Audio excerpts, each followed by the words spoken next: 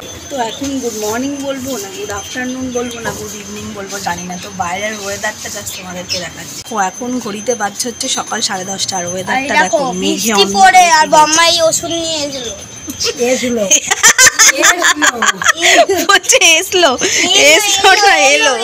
ওটা by mistake বেরিয়ে গেছে না বাবা। হ্যাঁ বাবিনের মাথায় বৃষ্টি পড়ুক। তো দেখো বৃষ্টি পড়া স্টার্টও হয়ে গেছে আর আমাদের ম্যানহোলটা জাম হয়ে গেছে, ওই জন্য কর্পোরেশন থেকে লোক এসছে। এখন জল পরিষ্কার করা হচ্ছে, ওই যে ওইদিকেও আছে সব কাজ করছে।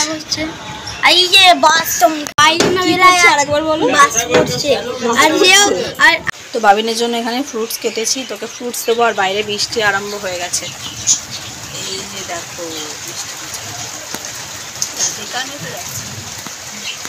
ওই যে বৃষ্টি স্টার্ট হয়ে গেছে ঝমঝম করে। ভালোই বৃষ্টি হচ্ছে, আর বৃষ্টি এসে গেছে, তাদের কাজটাও কমপ্লিট করা হয়নি, গাছড়াগুলো এবার ভিজে যাবে। আর ঘন মেঘ করে, তার মানে বৃষ্টিটা এখন ভালোই হবে। তো চলো বাবিনকে ফ্রুটসটা দিয়ে বাইরে পড়ছে বৃষ্টি, আর ছেলে খাবে আমার ফ্রুটস। তো এখন বাবিন আর আমি বিজনেস কার্ড খেলছি। বাবিন অনেক কিছু কিনে ফেলেছে, আমি আগে সেভিংসটা দেখি বেশি কে করে। আর বন্ধুরা এটা মানে এর মধ্যে যে সবচেয়ে বেশি যারা কিনবে, যে বেশি সবচেয়ে বেশি কম পয়সায় জিনিস কিনবে, বেশি পয়সা রাখবে আর বেশি জিনিস কিনবে, সে হবে এর উইনার। তো শুনে নিচ্ছ তোমরা খেলার টাইটেরিয়াটা। তো কম পয়সায় ভালো ভালো জিনিস কিনে অনেক অনেক সেভিংস করো, এটাই ভাবিনের বক্তব্য। আচ্ছা তুমি দাও, কি কিনবে তাড়াতাড়ি কেন। তো রান্না বসিয়ে দিয়েছি, মোটামুটি রান্না হয়েও গেছে, তরকারি টরকারি সব। লাস্টে ভাত করি, তো ভাতটা এখন সিম্পল রান্না করেছি হচ্ছে মসুর ডাল আর এখানে ঝিঙে আলু পোস্ত, ব্যাস এই রান্না। তো যেহেতু একটু আগে বৃষ্টি হয়েছে আর খুব ভালো মতনই বৃষ্টি হয়েছে, তো জামা কাপড় তো কিছু শুকায়নি, তখন জামা কাপড়গুলো বাইরে থেকে তুলে আনতে হবে আর ঘরে এনে প্যান্ডেল করতে হবে, মানে দড়িতে দিতে হবে। ঘরে জামা কাপড় দিলে মনে যেন প্যান্ডেল লাগে। তো চলো বাইরে থেকে জামা প্যান্টগুলো তুলে নিয়ে আসি। বৃষ্টি হওয়ার পর ওয়েদারটা বেশ ঝকঝকে তকতকে হয়ে গেছে, চারিদিকটা বেশ ঝকঝক তকতক করছে একদম, কিন্তু জলও জমেছে, কাদাও হয়েছে যেখানে যেখানে মাটি আছে। আর এই যে দেখো আমার রাজপুত্রকে, তার এখন আর কোনো কাজ বাজ নেই, শুয়ে শুয়ে টিভি দেখছে, আর সে খালি এই সাউথ ইন্ডিয়ান মুভিগুলো দেখে। কি যে ভালো লাগে তার, আর কার্টুন তো দেখেই, খালি সাউথ ইন্ডিয়ান মুভি।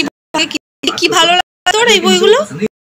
হ্যাঁ চলো এগুলো এখন দড়িতে মেলি, এই যে দড়িতে ফ্যানের তলাবে যেটা অনেক শোকানো। Good evening everyone. তো এখন রেডি হয়ে নিয়েছি, যাবো হচ্ছে বাবিনের কারাটে ক্লাসে, আর বাবিনও পুরো রেডি তো বাবা, ডান। তার হেলমেটটা নেবে, নিয়ে রেডি হয়ে নেবে। তো চলো বেরোনো যাক। চলে এসেছি পেট্রোল পাম্পে, স্যারের গাড়িতে তেল নেই, কোথায় গেল মনে, ওই যে দাঁড়িয়ে আছে। আর এর আগে দেখো, এই এসো বাবিন, এখানে দাঁড়াও, পড়ে যাবে কিন্তু। তেল ভরানো হয়ে গেছে, হয়ে গিয়ে আমরা বেরিয়ে পড়েছি আমার গাড়ির কাছে যাওয়ার জন্য। এখন অনেক দেরি হয়ে গেছে, ওর গাড়ির কাছে যাওয়ার জন্য অনেকটা দেরি হয়ে গেছে। তাড়াতাড়ি ছিল, 20 মিনিটস বাকি আছে।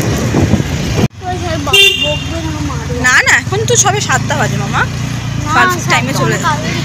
ও রে বাবা রে, আমাদের এখানে এই বাড়িটা এত সুন্দর লাগে না, যখন যাই মন মুগ্ধ হয়ে দেখি সেই লাইনে জায়গায় এই বাড়িটা। চলো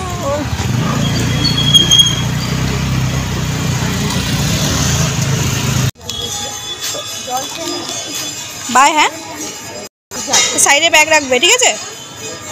তো বৃষ্টি হয়েছে যার জন্য গ্রাউন্ডে কাদা, ওই জন্য ওদের হলেই করানো হবে। তো আমরা যাচ্ছি হচ্ছে এখন ইন্টারনেট মার্কেটের দিকে। তো বাবিনের সামার ভ্যাকেশনে কিছু প্রজেক্ট দিয়েছে, তো তারই কিছু কেনাকাটা করার জন্য। স্যার নিচ্ছে ছেলের জন্য কাজ।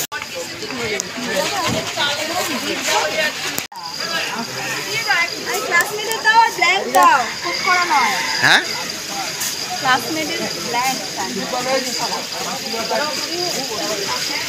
তারপর এসে দেখি বাবিনের একাডেমির সামনে একটা শিব মন্দির আছে। তো সেই শিব মন্দিরে আজকে পুজো হয়েছে, তো সেখানে আবার ভোগ খাওয়ানো হচ্ছে। তো আজকে অক্ষয় তৃতীয়া স্পেশাল মন্দিরে পুজো হয়েছে বাবিনের ক্লাবের আর কি অপোজিটেই। তো এই যে ভোগের প্রসাদ, পোলাও, আলুর দম আর পায়েস। বাবিনদেরকে ছাড়ছে, তার একটা ফ্রেন্ড বেরিয়ে গেছে, লাড্ডু। হাই লাড্ডু, চলো দেখি বাবিনকে ছেড়েছে কিনা। ছাড়ছে মোটামুটি সবাইকে এক এক করে। পা ব্যথা করে দিয়েছে, ও বাবা, তার আজকে এত গাড়িটা করেছি, তার পা ব্যথা হয়ে গেছে। চলো চলো চটপট গাড়িতে ওঠো।